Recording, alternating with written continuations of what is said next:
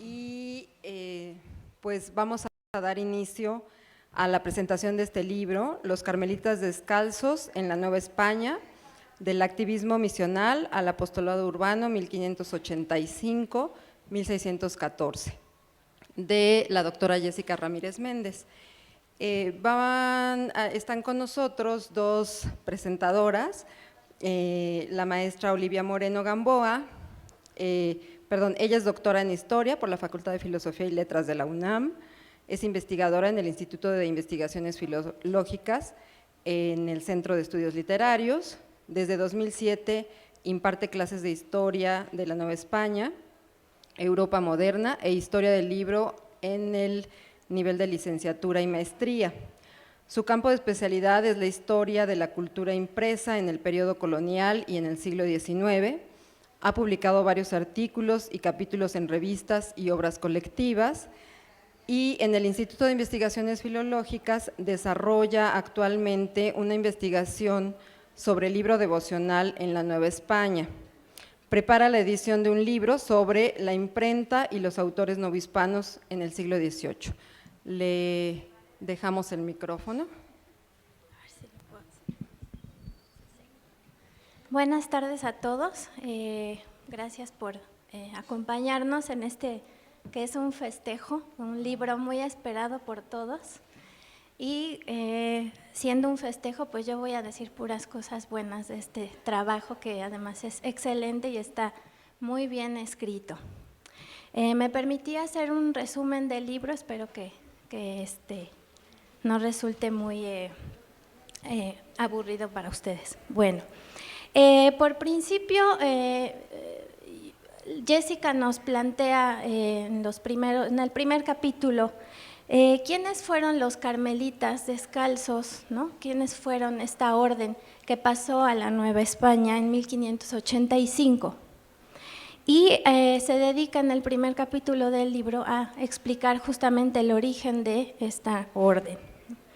El Orden del Carmen Descalzo, reconocida oficialmente como un instituto independiente en 1593, nació de la Reforma teresiana, que al igual que otros movimientos de renovación religiosa, perseguía la perfección espiritual por medio de la oración, la disciplina y la meditación, lo que equivalía a un retorno a las normas primigenias.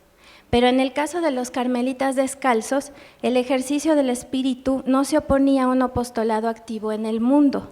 Así, la orden se erigió con un doble cometido, contemplativo y misional.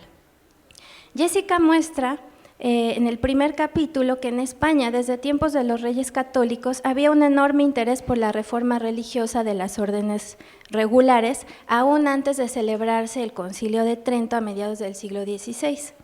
De manera que el regreso a la observancia y a un estricto apego a la regla fue un proyecto continuo hasta el reinado de Felipe III. El interés de la corona por la reforma religiosa no solo respondía a la influencia de la corriente humanística y a la devotio cristiana, aquella fue vista también como un instrumento de control social y eclesiástico y sobre todo como un medio para fortalecer la potestad real frente al poder papal.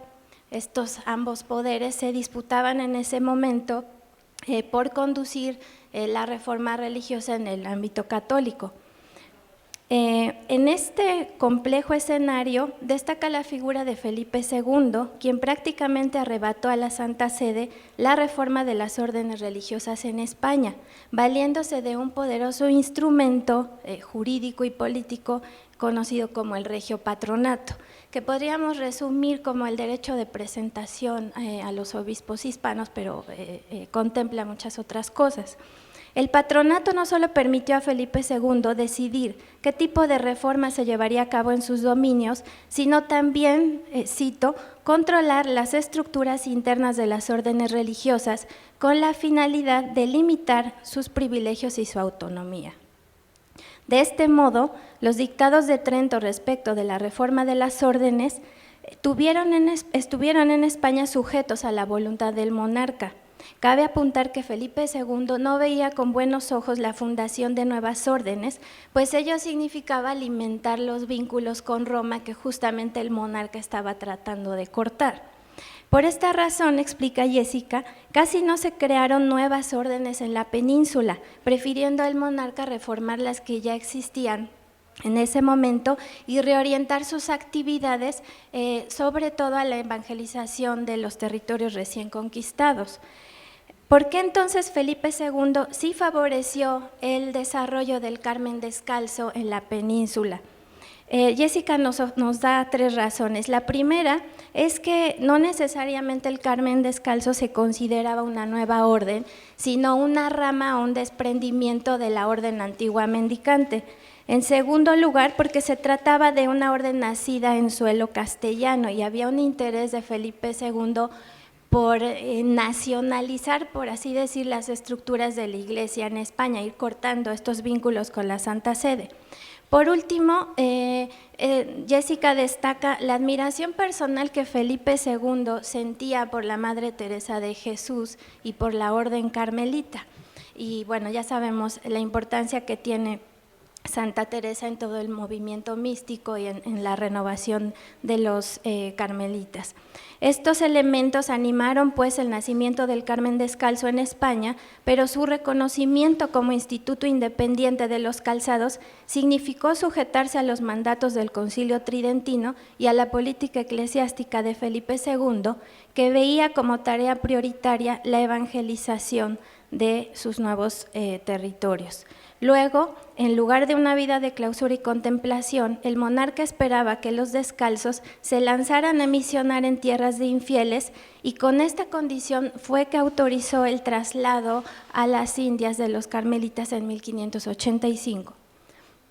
Sin embargo, en la provincia castellana de la orden ya se habían desatado los primeros choques derivados de 2 formas de concebir el carácter y los objetivos del Carmen Descalzo. De un lado estaba un grupo que se decantaba por la vida contemplativa al interior del claustro y del otro un sector que se inclinaba por el activismo misional. Justamente a esta última facción pertenecían los primeros carmelitas que pasaron a Nueva España, pese a la oposición de su provincial, Fray Nicolás de Jesús María Doria, que era partidario del recogimiento. Con todo, el traslado de estos religiosos fue aprobado por el rey y por el Consejo de Indias, que además apoyaron la veloz, si acaso apresurada, conformación de la provincia religiosa de San Alberto, en Nueva España, la única provincia que tuvo la orden en el virreinato. Fue así que los hijos de Santa Teresa se insertaron inicialmente en la política eclesiástica de Felipe II, quien esperaba servirse de las órdenes nuevas, tanto de los jesuitas, por ejemplo, como de los dieguinos, los franciscanos descalzos, para reforzar la jerarquía eclesiástica en Indias y al mismo tiempo lograr un estrecho control sobre la Iglesia en aquellos territorios.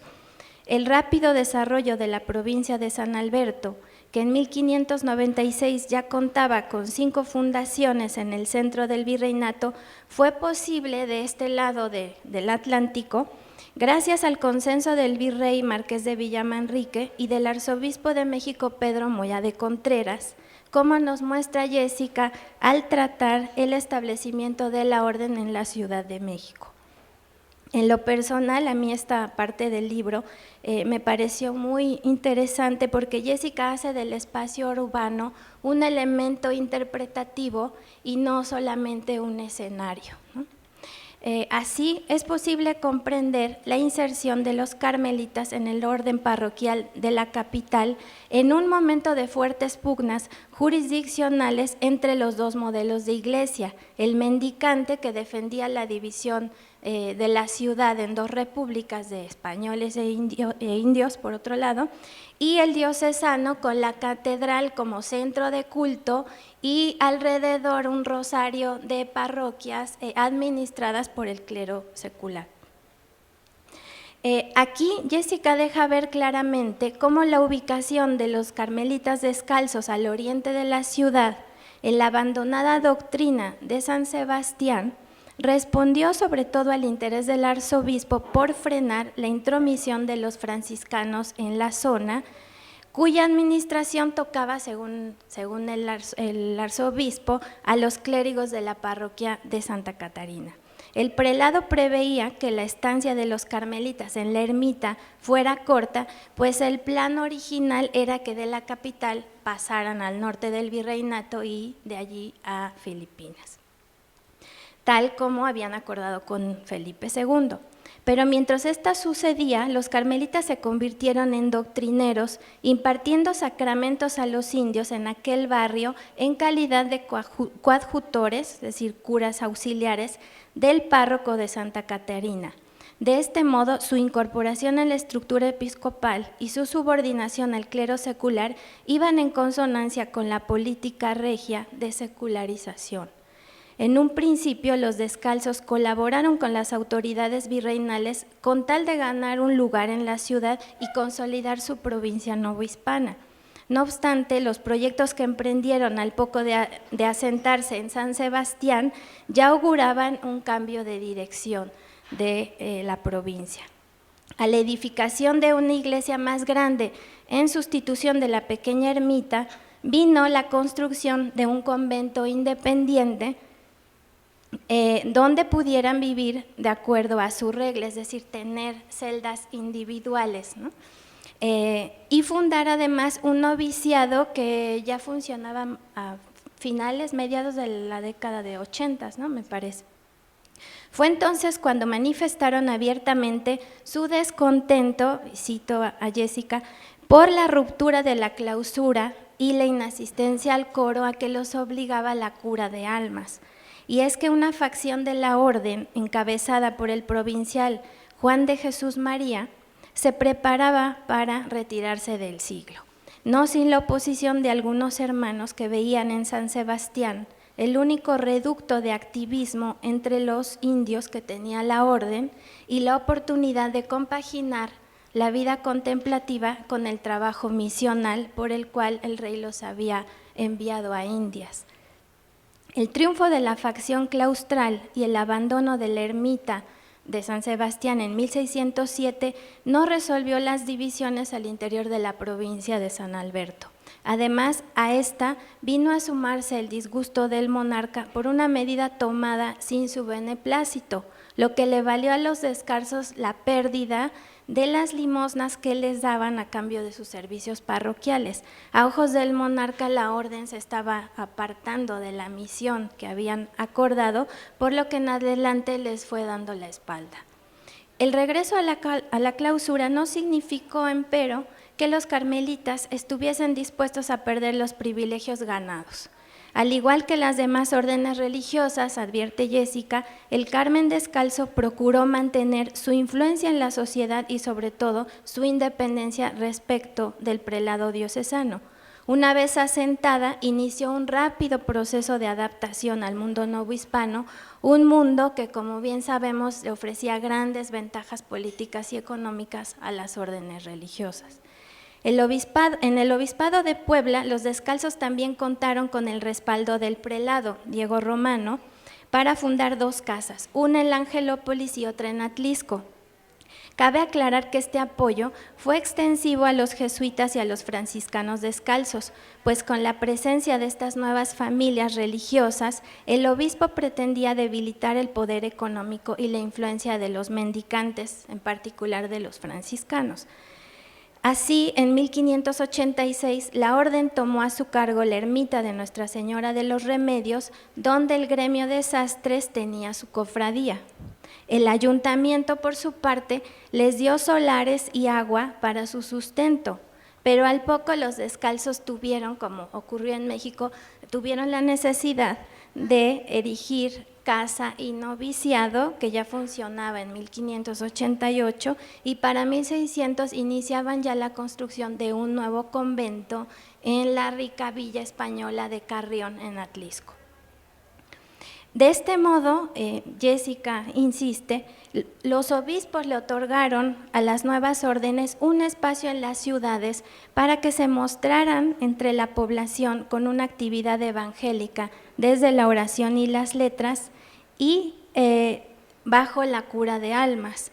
pero no pasó mucho tiempo antes de que los carmelitas entraran en conflicto con el obispo de Puebla, quien, al igual que el monarca tras el abandono de la ermita de San Sebastián, le retiró su apoyo por negarse a colaborar con sus proyectos, a sujetarse a los mandatos de la mitra.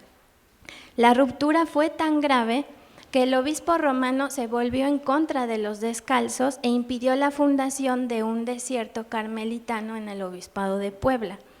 En líneas generales, lo acontecido en las ciudades de México y Puebla se reprodujo también en Valladolid y Guadalajara, a donde el Carmen Descalzo fundó 2 nuevos establecimientos con el apoyo del cabildo y del obispo respectivamente.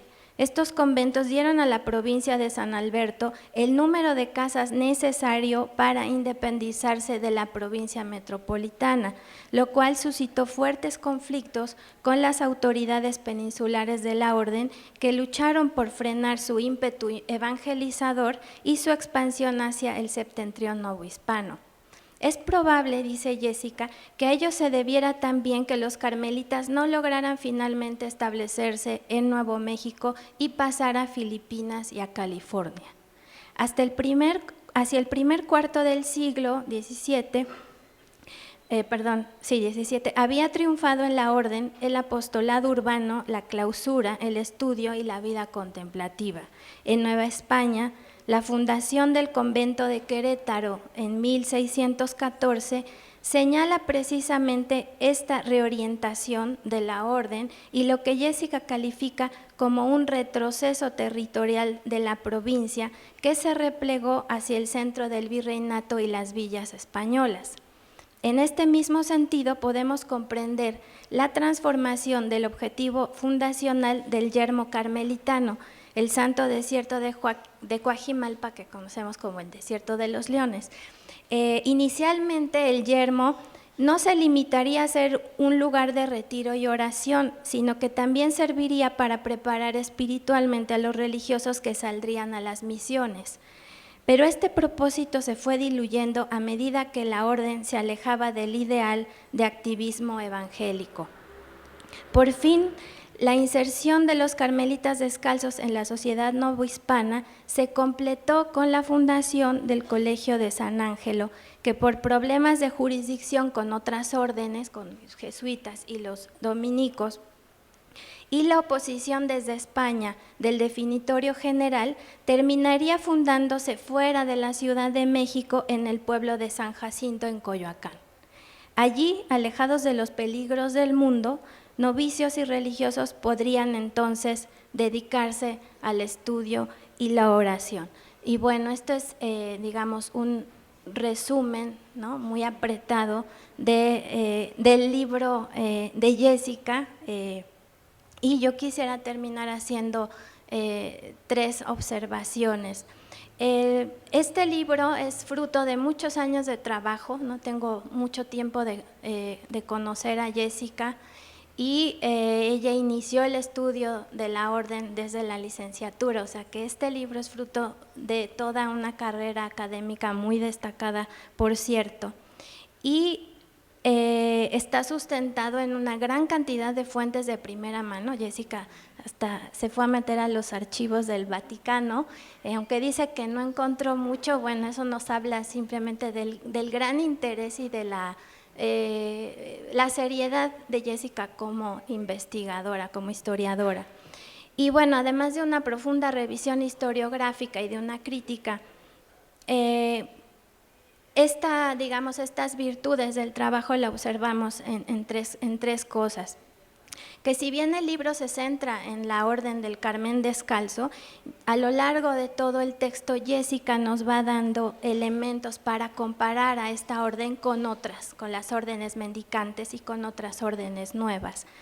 De manera que el estudio está enmarcado en un contexto mucho más amplio, ¿no?, del desarrollo de las demás órdenes religiosas, y también inserta la historia novohispana en la dinámica imperial, ¿no?, en todo este momento histórico muy complejo de la reforma y la contrarreforma religiosa. Otro es que no obstante la gran cantidad de fuentes y de información que maneja Jessica en el libro, nos regala un texto muy bien estructurado, muy bien escrito, que se lee, realmente se disfruta muchísimo la lectura, y en el cual es muy fácil distinguir estos dos procesos que ella señala muy bien, distingue estas dos etapas en el desarrollo inicial de la orden. A veces no es tan fácil como uno cree hacer periodizaciones, y menos cuando se trata de un periodo que es aparentemente corto, pero es muy complejo, ¿no?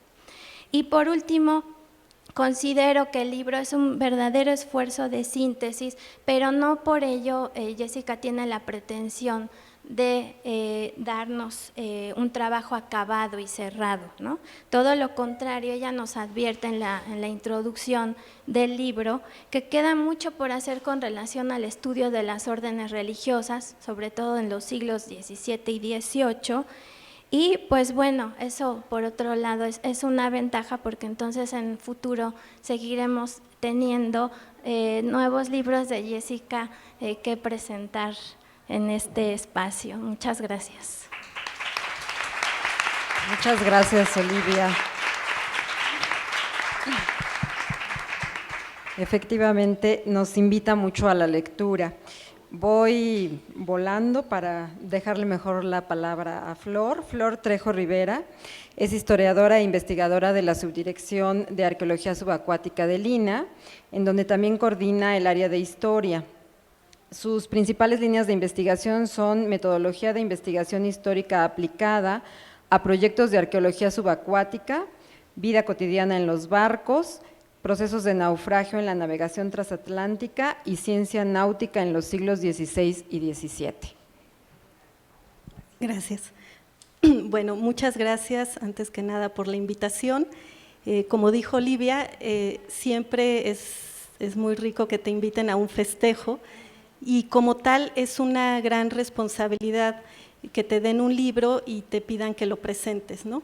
Como habrán visto en el resumen de lo que yo hago, pues se preguntarán, ¿y qué hace Flor ahí hablando sobre los carmelitas descalzos, ¿no? Yo también me pregunté lo mismo cuando Jessica me invitó a participar, porque hemos colaborado juntas en un proyecto que no tiene nada que ver ni con arqueología subacuática, bueno sí, pero y tampoco con carmelitas descalzos, y es la nueva tecnología aplicada al patrimonio cultural, ¿no? Así, digitalización 3D de objetos, que tiene que ver con lo que hacemos ambas. Ese es el misterio de cómo uno se empieza a involucrar en diferentes proyectos. Pero yo recuerdo cuando Jessica me pidió que si podía comentar su libro, yo le dije sí inmediatamente y no le pregunté de qué era el libro, ¿no?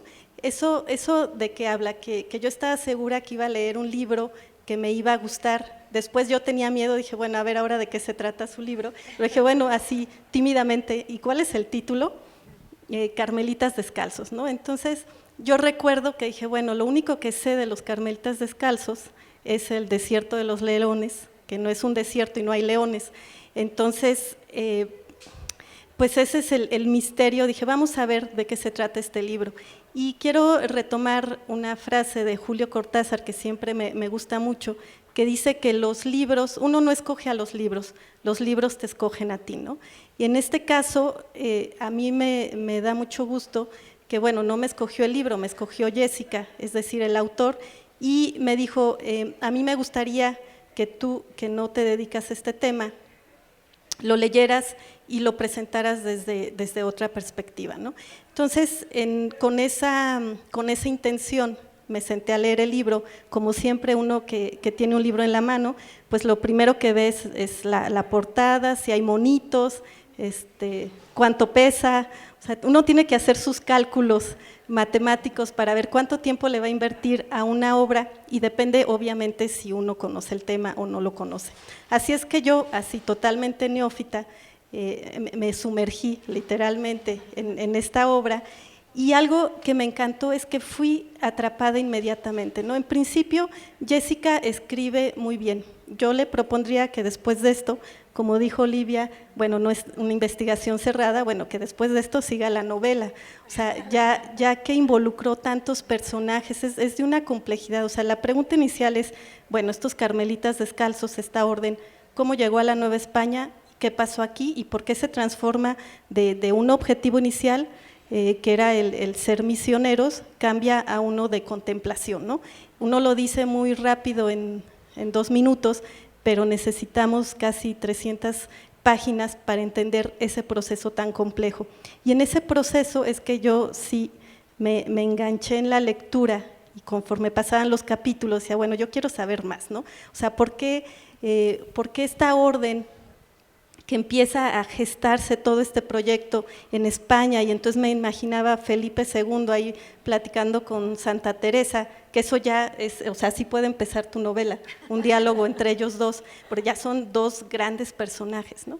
Y cómo esta pregunta que siempre nos hacemos los ajenos a este tema, cuando hablamos de órdenes religiosas, de los objetivos de los religiosos en un proceso de misioneros, donde se ven involucrados otras cosas ajenas a los objetivos iniciales, ¿no? Que es el conflicto de poder, como siempre, la búsqueda del poder económico, estarse relacionando con diferentes estatutos de las sociedades en donde uno se involucra, y cómo va conviviendo esta parte de su ejercicio de convertir a una sociedad que no comparte sus creencias religiosas, vamos a ponerlo desde este punto de vista, a convertirlos, y en ese proceso de conversión, pues, ¿qué está pasando, no? O sea, ¿por qué Felipe II frena, o sea, los frena, después los impulsa, los vuelve a frenar, Felipe II quiere obtener el poder, obviamente, y entonces ellos son una parte de ese plan, pero al mismo tiempo los carmelitas, pues como suele suceder en toda relación, también se ven beneficiados de eso, y a la par pueden empezar a hacer sus propias gestiones de acuerdo a sus objetivos, ¿no? Entonces me imaginaba sí esta conversación de Felipe II con Santa Teresa, y después toda la maquinaria que se tiene que echar a andar para que llegue una orden religiosa a un virreinato que se está estableciendo, a la Nueva España, con todas estas incógnitas de a dónde van a llegar, qué va a pasar. Y luego me estaba imaginando cómo, bueno, tuvieron que fundar 5 conventos, sí son 5, ¿no?, para poder ser provincia. Por supuesto yo no tenía ni idea cómo se hacía una provincia, y que tampoco que tenía que haber un número específico para pasar a ese grado, pero después en ese proceso, bueno, ¿cómo logran obtener los recursos, el apoyo de la población española? ¿Cómo empiezan a hacer digamos que un aspecto de orgullo para la sociedad peninsular y criolla que está alrededor de ellos, el que los carmelitas descalzos construyan en esa zona, sean los que los ayudan en su camino espiritual? Y cómo se van desviando de este primer objetivo de ser misioneros, de atraer nuevas almas hacia el reino de Dios. Y es cierto que en este proceso, pues de repente, y esta ya es mi lectura entre líneas, pues ya estando en Puebla, todos conocen Puebla, ¿no? Pues con toda esta magnificencia, pues ya no dan ganas de lanzarse a las Filipinas, a que te flechen por ahí en nombre de Dios, ¿no? Dices, bueno, aquí estoy un poquito más cómodo, me quieren mucho, me traen mis regalos, el convento pues es un edificio que nos da orgullo, que va mostrando la magnificencia de este virreinato, y cómo hay un conflicto entre los que sí quieren ser misioneros y los que quieren ya quedarse ahí y cambiar el objetivo de esta institución, de esta orden, ¿no? Entonces ellos hacen un intento en este proceso, que Olivia lo marcó muy bien, hacen un intento de una vez que ya están fundados, y estamos hablando de un proceso largo, este es un proceso de 30 años aproximadamente, o sea, no es cualquier cosa, ¿no? Yo quiero ir a evangelizar, bueno, para ir a evangelizar hay que montar toda una infraestructura que se lleva sus años, y ya que está montada, pues, ay, sí, mejor ya nos quedamos aquí y seguimos en este camino. Y entonces obviamente hay otro grupo que quiere ir a las Filipinas, al norte, porque también, como Olivia lo menciona en su exposición, pues esta el estarse institucionalizando en diferentes áreas de la frontera con Aridoamérica, es decir, ya esta frontera con los chichimecas para poder garantizar el flujo continuo de la plata, es decir, aquí vemos cómo se inserta otro factor, ¿no? Se descubren las minas en el norte, empieza una guerra muy fuerte entre peninsulares y criollos por someter a los chichimecas no se dejan y no se van a dejar, y en ese momento descubren que la única forma de pacificarlos es estableciéndose ahí, no a través de la guerra, porque como son nómadas, pues no pueden, o sea, no pueden contra ellos. Entonces, en ese proceso entran los carmelitas a establecerse, y los carmelitas pues no logran ir a hacer este ejercicio de misión, después tienen la intención de ir a Filipinas, ahí hay una estira y afloja con órdenes que ya lo están haciendo, y después dicen, bueno, ok, vámonos a las Californias, pero ahí ya estaban los franciscanos y los jesuitas, dijeron, no, momento, este es nuestro territorio, y aquí también vemos un punto muy importante, y por eso regreso al objetivo de la novela con intriga y toda la cosa, es cómo estas órdenes religiosas que tienen diferentes objetivos cada una, diferente contexto que comparten, pero con sus singularidades, empieza este conflicto, ¿no? ¿Qué me toca a mí, qué te toca a ti y hasta dónde te dejo pasar? Y algo que me dio mucha risa es cuando están fundando en Querétaro su convento, hacen una trampa porque bueno, los franciscanos ya estaban ahí muy establecidos, y el convento que ya estaba en Celaya, pues hacen su plan y dicen, mira, nosotros invitamos a Celaya a los franciscanos y mientras estamos acá en una fiesta, llegan ustedes disfrazados de, pues no sé, seculares, civiles, exacto, así, no, como si no fueran religiosos. Entonces llegan los carmelitas a Querétaro disfrazados, mientras los franciscanos están en una tertulia con los carmelitas de Celaya, se dan cuenta y se regresan furiosos, así como no los vamos a dejar establecerse aquí. Y bueno, en esta negociación, por fin, o sea, sí lo logran, y es como toda negociación, ¿no?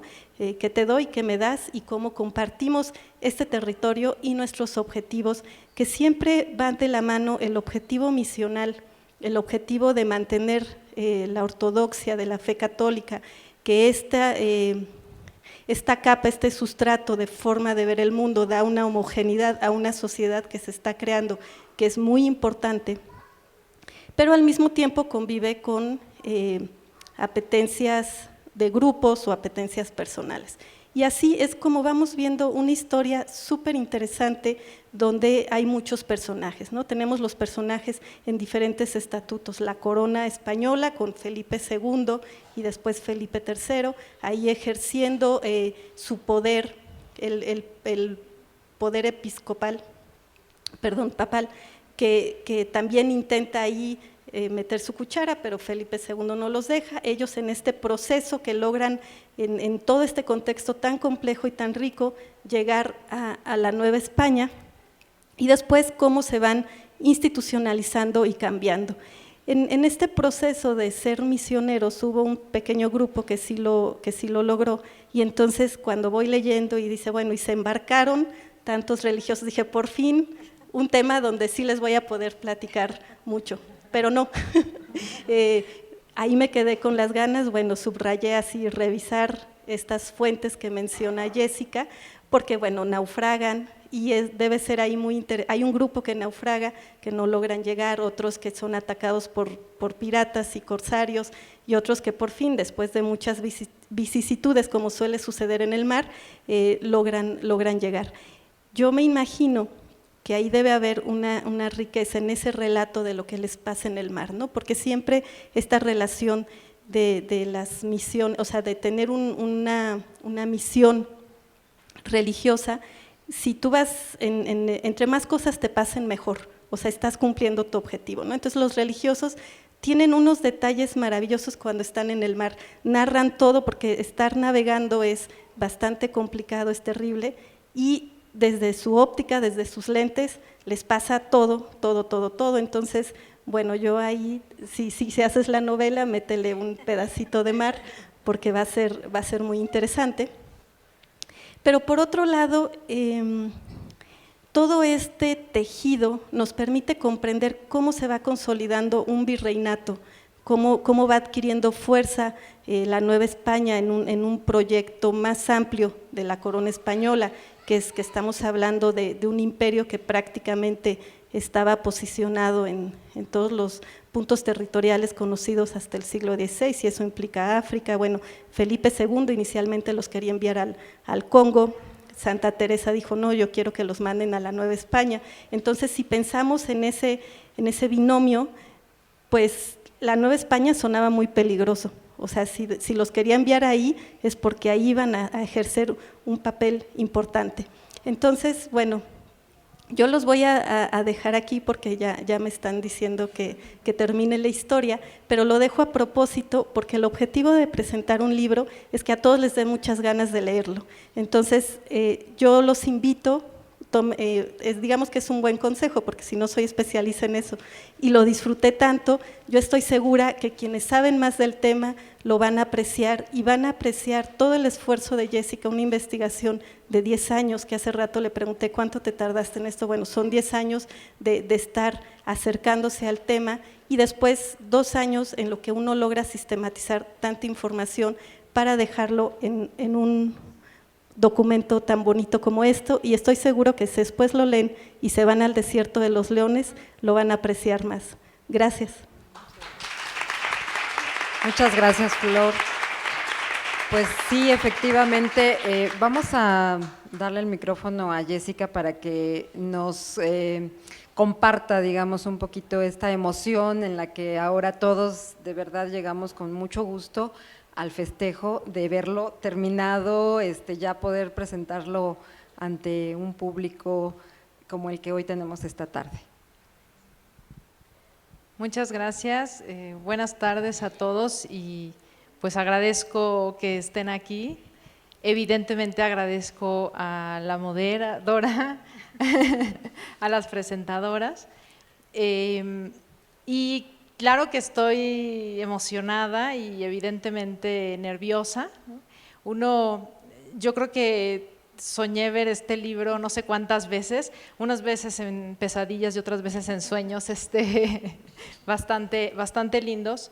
Pero creo que lo importante de un libro, y de un libro como este, que como ya se comentó, y de hecho hace rato me preguntaban ¿por qué los carmelitas descalzos? Y yo decía que de niña iba mucho al Desierto de los Leones, creo que ahí estuvo el crimen de esto, y en la preparatoria no pude sino simplemente tener ese deseo de saber quién había hecho eso, y afortunadamente el colegio en el que yo estudié tenía un convenio con el Museo del Carmen, que es uno de los establecimientos de los que se tratan aquí, de rescate de pinturas, y me involucré en ese proyecto, y entonces ahí supe que quería estudiar historia, y ese libro representa eso, creo que representa mi pasión por la historia, por saber más. Desde que entré a la licenciatura, mis profesores me regañaban mucho porque me decían, es que ya quieres estar haciendo la investigación, pues primero aprende a hacer historia y luego ya te lanzas. Pero al final, ahora la mayor emoción creo que no es ese trabajo, que sí está lleno de aventuras. De verdad uno va construyendo estas líneas, pues tomando un pedacito de aquí, tomando un pedacito de allá, ¿no? Está lleno de experiencias, evidentemente desplazarse por los archivos, ¿no? Cada uno con sus sinsabores y también con sus buenas anécdotas, ¿no? Pero más allá de eso, este libro representa el cariño, creo que las muestras de cariño de mucha gente, ¿no? Yo creo que ese es el mayor valor que tiene. Evidentemente representa el apoyo de la familia, representa el apoyo de muchísimos maestros, me gustaría decirlo, ¿no? Mucha gente que lo leyó antes de que estuviera aquí, mucha gente que me lo comentó, que me echó porras atrás, evidentemente, ¿no? Y evidentemente también están los amigos, ¿no? Que pues también le van diciendo a uno, mira, tal vez puedes hacer esto, ya tengo aquí justo a mis promotoras también de puedes ir por acá, puedes ir por allá, ¿no? Si pongo un rubro de mar tendré que llamarte Flor, evidentemente, para la novela. Y bueno, en realidad me da mucho gusto compartirlo con ustedes, pero sobre todo lo comparto con todo el agradecimiento. Por un lado el institucional, que pues está aquí gracias a Lina, ¿no? que le estoy profundamente agradecida, pero también está aquí gracias a todos ustedes. Muchas gracias. Pues no nos queda nada más que agradecerles de verdad a Olivia, a Flor, a Jessica, sobre todo porque el motivo de estar esta tarde reunidas pues es la presentación del libro. Y bueno, en esta ocasión particularmente a la Biblioteca Nacional de Antropología e Historia que nos acoge, que es un espacio espléndido y que además qué mejor lugar para presentar un libro, ¿verdad? Pues gracias a todos ustedes y les invitamos aquí afuera, pueden adquirirlo y aprovechar a la autora, a ver si nos firma unos cuantos. Y pues nada más, con esto concluimos. Gracias.